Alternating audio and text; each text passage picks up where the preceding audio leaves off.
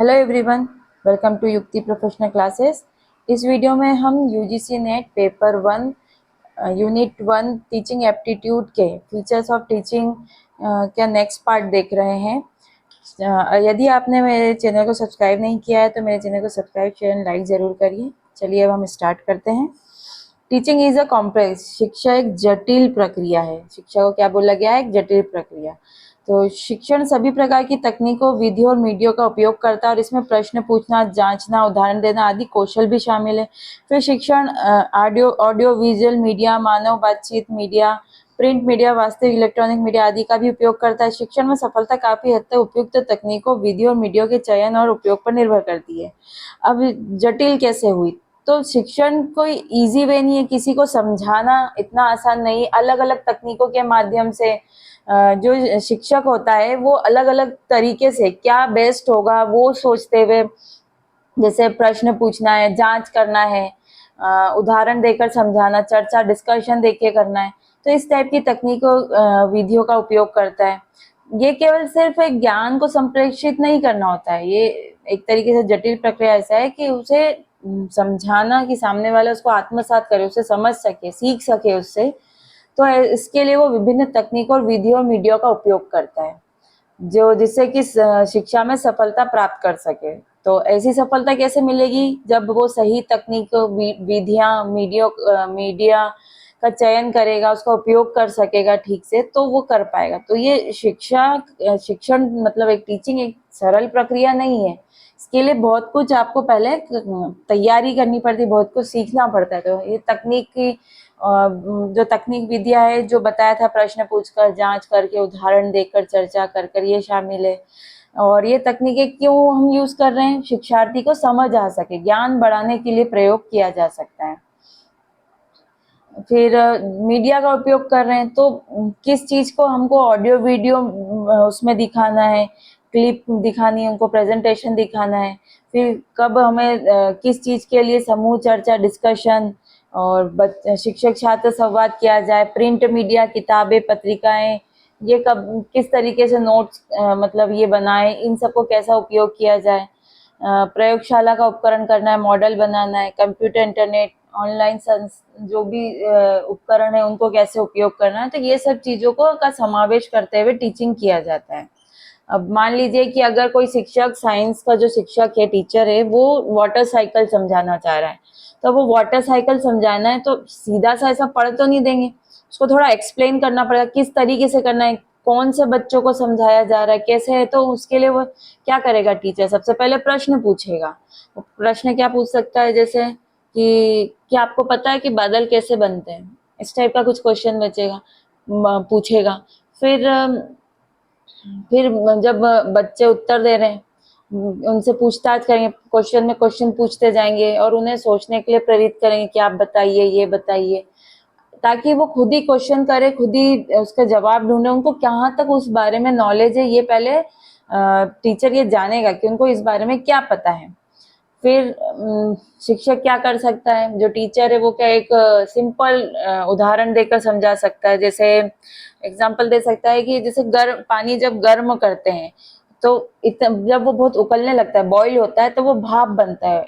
उसी प्रकार से सूरज की भी गर्मी से समुद्र का पानी गर्म होता है और वो भाप बनकर बादल बन जाता है। तो ऐसे इस तरीके से उदाहरण देके समझा सकते हैं।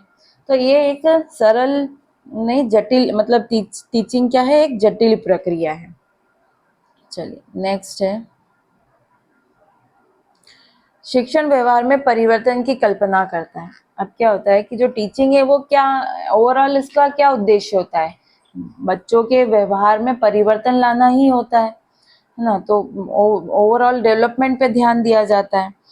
तो ये परिवर्तन अस्थायी रूप से स्थायी होते हैं। संज्ञात्मक मतलब ज्ञान, मनोसंचालित कौशल, प्रभावशाली दृष्टिकोण, शिक्षार्थियों के मूल्य। शिक्षार्थियों में होने वाले परिवर्तन प्रदर्शनात्मक नहीं होने चाहिए, बल्कि शिक्षार्थियों की संभावित क्षमता होनी चाहिए। सिर्फ उनको दिखाने के लिए नहीं होना चाहिए, उनमें संभावित क्या क्या उनमें पोटेंशियलिटी होती है, पोटेंशियल एबिलिटी है, उसको पर मतलब देखने के लिए, बढ़ाने के लिए ये यूज किया जाता है। जैसे कि यहाँ पे भी यही कि सिर्फ ज्ञान की जानकारी देना नहीं है, उन जो लर्नर है, जो छात्र है, शिक्षार्थी है, उसके व्यवहार में स्थायी परिवर्तन लाना होता है। तो अब जो संज्ञात्मक जो ज्ञान वाला एरिया है, जो लेवल है, उसका मतलब होता है कि छात्रों को नया ज्ञान दिया जाएगा और ताकि उनमें सोचने समझने की क्षमता विकसित कर सके। जैसे बच्चों को पहले मैथ्स पढ़ा रहे हैं तो मैथ्स में जोड़ना घटाना सिखाया जाता है। पहले तो थोड़े लेवल का पहले तो ज्ञान दिया कि जोड़ घटाव क्या होता है, फिर हायर लेवल के कैसे उसको जब बढ़ता जाता है गणित का मैथ्स का लेवल, उसमें अलग अलग वो तो पहले स्टार्टिंग में क्या होता है ज्ञान लेवल पे उनको जोड़ना घटाना सिखाया गया है। फिर मनोसंचालित जो कौशल है एक तरीके से, इसका मतलब है कि छात्र नए कौशल सीखते हैं, है ना, उनके शारीरिक क्रियाकलापों में सुधार लाया जाता है। जैसे नए कौशल जैसे कि स्किल्स कोई सी डेवलप की गई है, जैसे म्यूजिक, सिंगिंग करना, म्यूजिक के लिए संगीत बजाना सीखता है, पेंटिंग सीखता है, ड्राइंग सीखता है, अलग अलग तरह की कलाएं सीखता है वो। तो ये कौशल किससे रिलेटेड हो जाता है ना। ओवरऑल डेवलपमेंट में क्या आता है, क्योंकि हमारा इसका व्यवहार मतलब शिक्षण का उद्देश्य क्या है, उसके व्यवहार में परिवर्तन लाना है। तो जब शुरुआत में मतलब 3 क्राइटेरिया के रूप में होता है कि ज्ञान दिया उसको पहले, दूसरा उसमें स्किल का डेवलपमेंट होता है, तीसरा भावनात्मक रूप से उसमें डेवलपमेंट होता है। मतलब उसकी भावनाओं में परिवर्तन, उसका छात्रों के दृष्टिकोण, देखने का जो दृष्टिकोण है उसमें चेंजेस होता है। जैसे ये टीचिंग से क्या होगा, मतलब जो शिक्षा से क्या होगा, कोई छात्र को आप जब सिखा रहे हैं तो उनमें एक धैर्यवान या सहिष्णुता की जो गुण है वो विकसित होने लगते हैं, है ना। तो ये जो परिवर्तन होते हैं ये अस्थायी रूप से स्थायी होते हैं, मतलब स्थायी रूप से ये परिवर्तन होता है।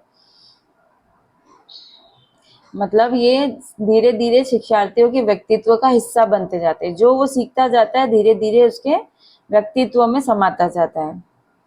ठीक है,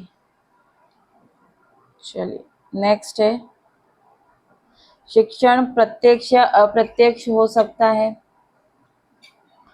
तो प्रत्यक्ष विधियों के तहत शिक्षक जो डायरेक्ट मेथड उसमें क्या करेगा, व्याख्यान प्रदर्शन करेगा आदि जैसी विधियों का उपयोग करते हैं और छात्रों को आमने सामने की बातचीत में शामिल करते हैं। इसके विपरीत अप्रत्यक्ष में क्या होगा, शिक्षण में भूमिका निभाना, परियोजना, असाइनमेंट, जांच या अन्य ऐसी गतिविधियों का उपयोग किया जाता है।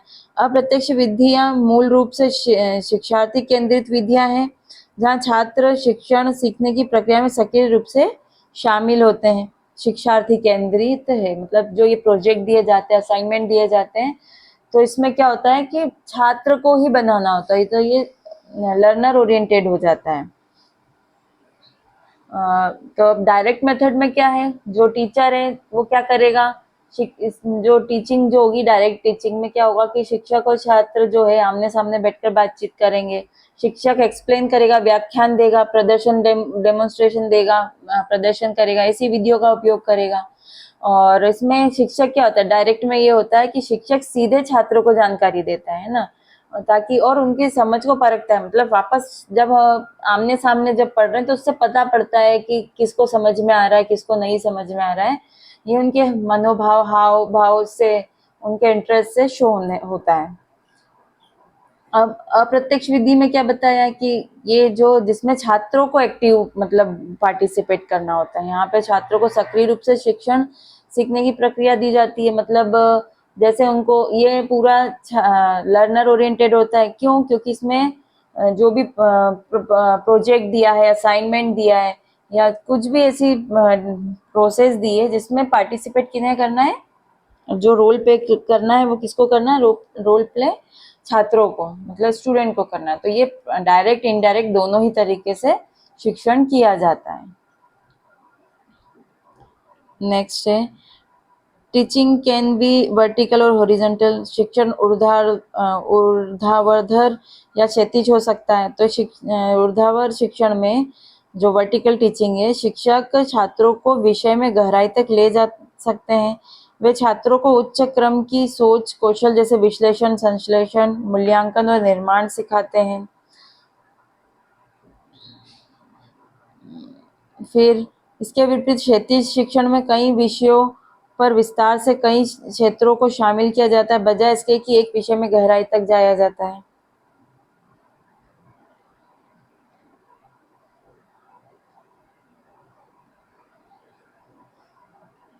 चलिए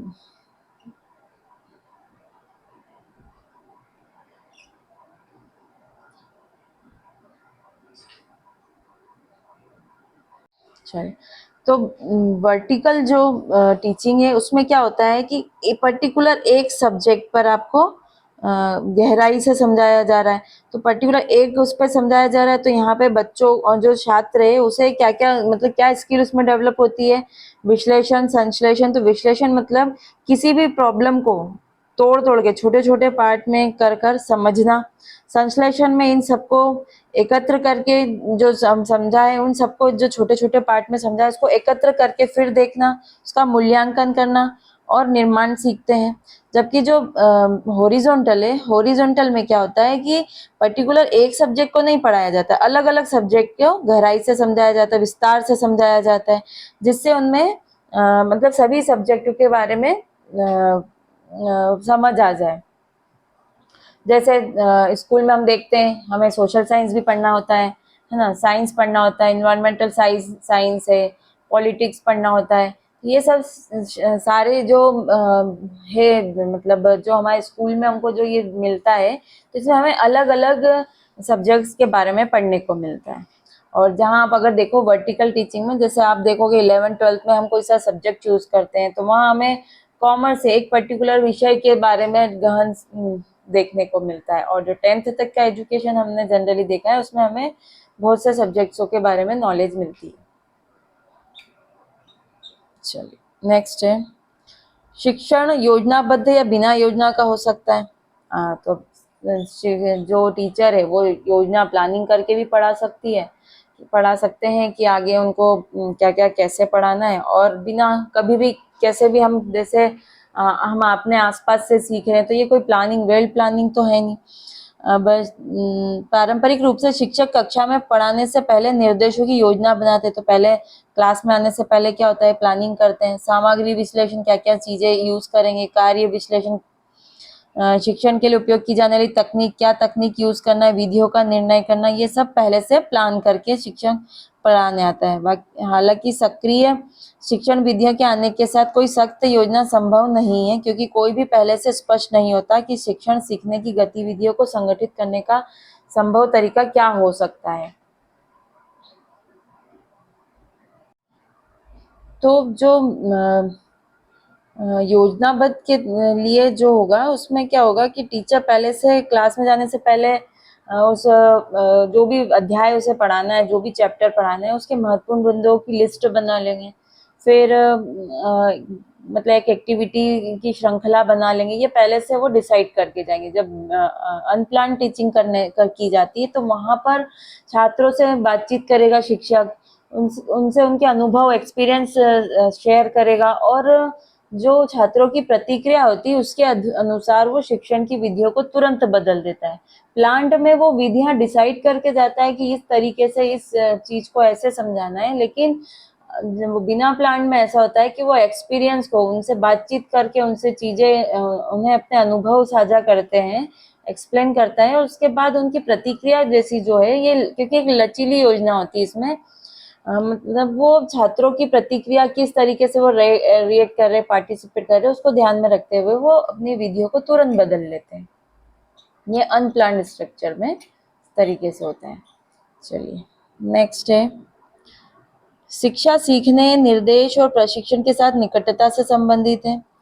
तो शिक्षा का ये जो सारे वर्ड्स हैं ये सब कहीं ना कहीं संबंधित है। शिक्षा जो एजुकेशन, जो मेन उद्देश्य है शिक्षा का, जो हम ज्ञान प्राप्त कर रहे हैं, ये शिक्षा का ही भाग है। लर्निंग एक प्रक्रिया होती है जिसमें हम एजुकेशन, जो ज्ञान है, कौशल है, जो भी ट्रेनिंग है, ये सब प्राप्त करते हैं। इंस्ट्रक्शन जो होता है, किसी काम को कैसे करना है, क्या करना है, उसके बारे में दिशा निर्देश होते हैं। ट्रेनिंग में पर्टिकुलर किसी स्किल को जानने के लिए, उसके कौशल को बढ़ाने के लिए इसका उपयोग किया जाता है। चलिए, शिक्षण मूल रूप से सीखने की प्रक्रिया को प्रभावित करने की एक विधि है, तबकि जब कुछ भी सिखाया नहीं माना जाता तब तक कि छात्रों द्वारा नहीं सीखा जाता। इस प्रकार सीखना और शिक्षण साथ साथ चलते हैं। मतलब हमने तो शिक्षण दे दी लेकिन सामने वाले ने उसे देखा ही नहीं, तो ये लर्निंग कंप्लीट नहीं हुई। तो दोनों को साथ साथ बोला गया है कि जब सिखाया जा रहा है और अगर छात्र सीख रहा है तो लर्निंग और एजुकेशन दोनों साथ में हुआ। शिक्षण किसी व्यक्ति को शिक्षित करने का मुख्य उपकरण है। शिक्षण और प्रशिक्षण प्रशिक्षण प्रदान करने का मुख्य उद्देश्य उम्मीदवारों को विशिष्ट या नौकरी से संबंधित या तकनीकी कौशल से लैस करना है। मतलब उसे किसी स्किल के बारे में जानकारी देना है, परफेक्शन लाना है उसमें, है ना। या कोई जॉब करने जा रहा है तो उसके पहले उसको उस जॉब के बारे में स्किल्स दी जाती है, स्पेसिफिक जॉब के बारे में उसे कुछ ट्रेनिंग दी जाती है। शिक्षण को प्रशिक्षण से व्यापक अवधारणा माना जाता है। प्रशिक्षण तो पर्टिकुलर एक एरिया के लिए होता है, लेकिन शिक्षण क्या होता है, इसका व्यापक एरिया, क्योंकि हर क्षेत्र में हर चीज में हमें शिक्षण देखने को मिलता है। जबकि शिक्षण मुख्य रूप से सैद्धांतिक पहलुओं से संबंधित है और प्रशिक्षण सैद्धांतिक ज्ञान का व्यवहारिक अनुप्रयोग है। इसके अलावा शिक्षण नए ज्ञान को प्रदान करने की कोशिश करता है, जबकि प्रशिक्षण उपकरणों और तकनीकों के साथ पहले से ज्ञात अवधारणाओं को लेस और बढ़ाता है। मतलब इस जो ट्रेनिंग दी जाती है वो पहले से जो डिसाइड है उसी तरीके से दिया जाता है, लेकिन जो टीचिंग है वो नए नए ज्ञान को प्रदान करने की कोशिश करता है ताकि विशेष कौशल सेट विकसित किया जा सके। शिक्षण का एक लक्ष्य मस्तिष्क को समृद्ध करना, जबकि प्रशिक्षण का अंत आदतों और प्रदर्शनों को ढालना है। शिक्षण आमतौर पर शैक्षणिक दुनिया के संदर्भ में होता है, जबकि प्रशिक्षण आमतौर पर वाणिज्यिक क्षेत्र में जुड़ा होता है। ये जनरली हम जब ऑफिस में काम करने जा रहे हैं, जॉब से रिलेटेड, जॉब ओरिएंटेड चीजें होती है, तो ये कमर्शियल लेवल से रिलेटेड होता है और शैक्षणिक पूरी दुनिया से रिलेटेड होता है जो टीचिंग होती है। एक और अंतर विचार और कार्य के बीच पाया जाता है इसमें। ब्रेन वॉशिंग को शिक्षण का उच्चतम क्रम कहा जा सकता है। ब्रेन वॉशिंग में विश्वास और विचार दूसरों पर थोपे जाते हैं, इंडोक्ट्रिनेशन, और शिक्षण में शामिल किए जा सकते हैं। शिक्षण बिना ब्रेन वॉशिंग के किया जा सकता है, लेकिन बिना शिक्षण के ब्रेन वॉशिंग संभव नहीं है।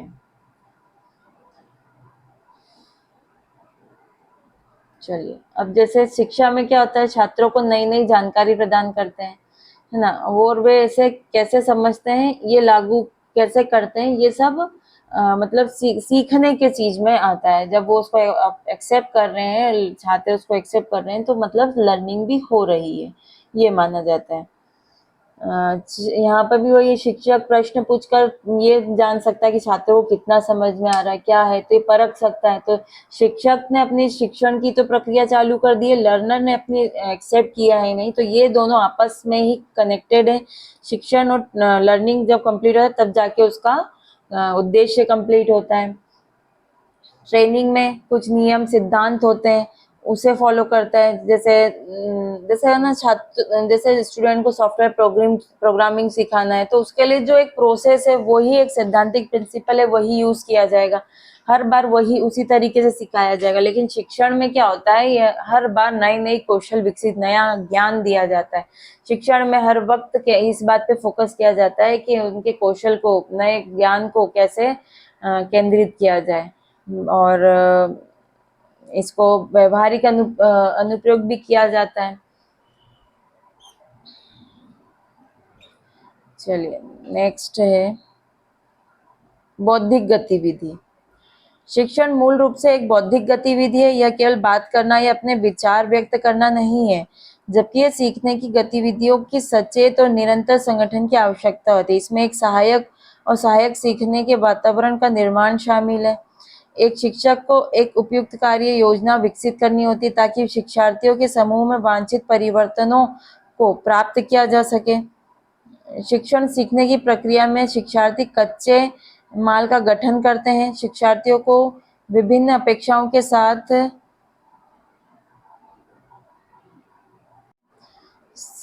साथ समाज में निरंतर सहभागिता में पढ़ाने के लिए तैयार किया जाता है। तो बौद्धिक गतिविधि में क्या बोला है सीधे से, ये बौद्धिक गतिविधि ऐसी है कि शिक्षक जो है सीखने का वातावरण, लर्निंग एनवायरनमेंट तैयार करता है, एक पॉजिटिव एनवायरनमेंट तैयार करता है जिसमें जो छात्र है वो सीखने के लिए प्रेरित होते हैं। और दूसरा, वो एक एक्शन प्लान बनाता है, क्रियात्मक योजना बनाता है। शिक्षक एक निश्चित योजना बनाता है जिसमें छात्रों के व्यवहारों में वांछित परिवर्तन लाया जा सके। तो इस तरीके से ये एक बौद्धिक एक्टिविटी के रूप में, मतलब इंटेलेक्चुअल एक्टिविटी के रूप में काम करता है। नेक्स्ट है शिक्षण विज्ञान के साथ साथ कला भी है। तो देखिए ये कला क्यों है, क्योंकि इसमें रचनात्मकता रहती है,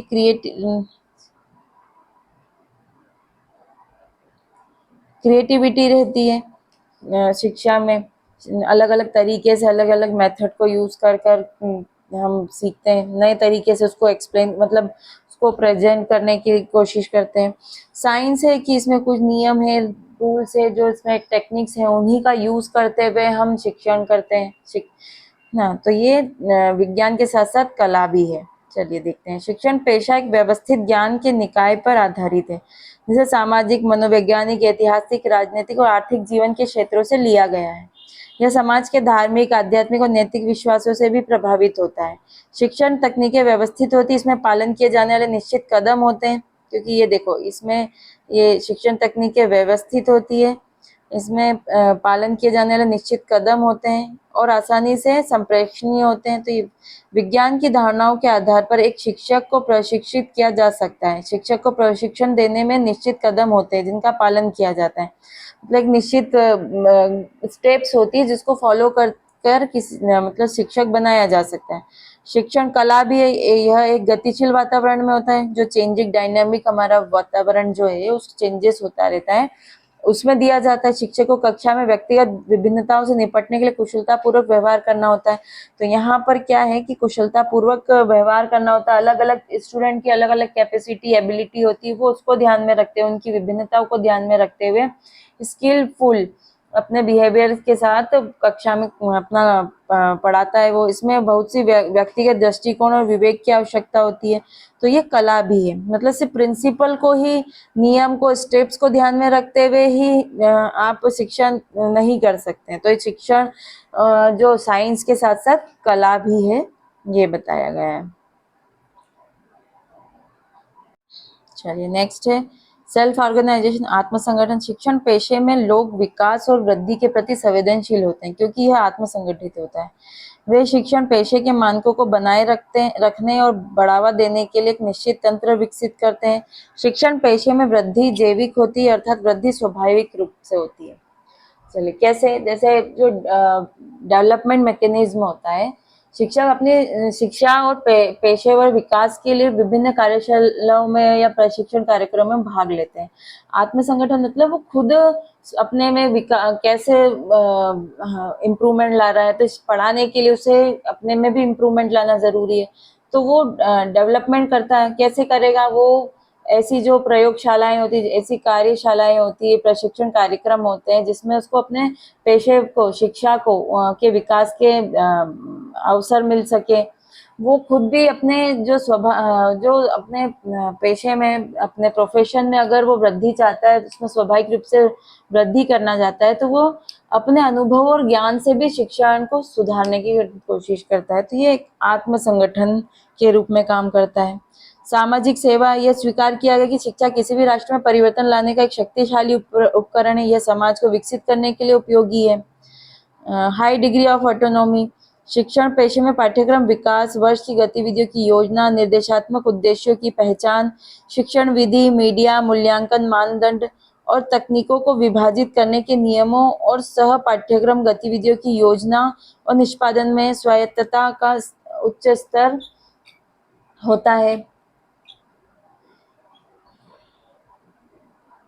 तो यहाँ पर क्या होता है कि हाई डिग्री ऑफ ऑटोनॉमी क्या होता है, जो शिक्षक है वो स्वयं ही क्या करता है, अपने करिकुलम को डेवलप करता है। शिक्षक अपने विषय के बारे में स्वयं ही निर्धारित करता है कि उसे क्या पढ़ाना है, कैसे पढ़ाना है। फिर इवैल्यूएशन करता है वो शिक्षक, छात्रों के प्रदर्शन का मूल्यांकन करने के लिए अपना मानदंड बनाते हैं कि मुझे सामने वाले मतलब छात्र ने क्या समझा, कैसे समझा, मतलब समझा है कि नहीं, तो उसको करने के लिए वो खुद मूल्यांकन करता है और मूल्यांकन के लिए स्टैंडर्ड डिसाइड करता है। तो ये हाई डिग्री ऑफ ऑटोनॉमी, खुद से वो उच्च स्तर पर काम करता है शिक्षक। तो शिक्षण में जो पाठ्यक्रम विकास, वर्ष की गतिविधियां की योजना जो भी है, ये सब जो भी उसके उद्देश्य है, क्या विधि यूज करना है, मीडिया, मूल्यांकन कैसे करना है, वो सब खुद जो है वो शिक्षण में शिक्षक करता है और उसको हाई डिग्री पर लेके जाता है। नेक्स्ट है पेशे के रूप में शिक्षण, टीचिंग एज ए प्रोफेशन। शिक्षण वह पेशा है जो अन्य पेशों को संभव बनाता है। कई पाठ्यक्रम में जैसे बीएड, एमएड आदि जो ज्ञान और कौशल प्रदान करते हैं, जो शिक्षण करियर के लिए एक सफल मार्ग का आधार स्थापित करते हैं। इसमें अध्ययन के कई वर्षों तक वर्षों और अंतराल प्रशिक्षण अवधियों की आवश्यकता होती है। शिक्षण करियर में प्रगति के लिए एक शिक्षक को अपनी योग्यता में सुधार करना होता है। तो पेशे के रूप में कैसे है कि किसी भी ज्ञान को प्राप्त करने के, जैसे हमें किसी भी प्रोफेशन में जाना होता है तो उसके लिए एक पर्टिकुलर कोर्स हमें करना पड़ता है। तो वैसे ही शिक्षण में भी हमको एक कोर्स करना पड़ेगा, पाठ्यक्रम जो बीएड, एमडी, एमएड जो है, इसके माध्यम से अपनी योग्यता सुधारेगा और वो अपने प्रोफेशन में डेवलप करने के लिए विभिन्न प्रशिक्षण कार्यक्रमों, कार्यशालाओं में भी भाग लेता है। तो इस प्रकार से ये भी एक जो शिक्षण भी एक प्रोफेशन है, इसे भी करने के लिए ज्ञान की आवश्यकता होती है, उसे उसके लिए भी कोर्स करना पड़ता है, उसके लिए भी हमें एक प्रॉपर वे में डिग्री हासिल करनी होती है, उसके बाद ही हम टीचिंग कर सकते हैं। चलिए आज के लिए इतना ही, मिलते हैं हम नेक्स्ट वीडियो में। Thank you.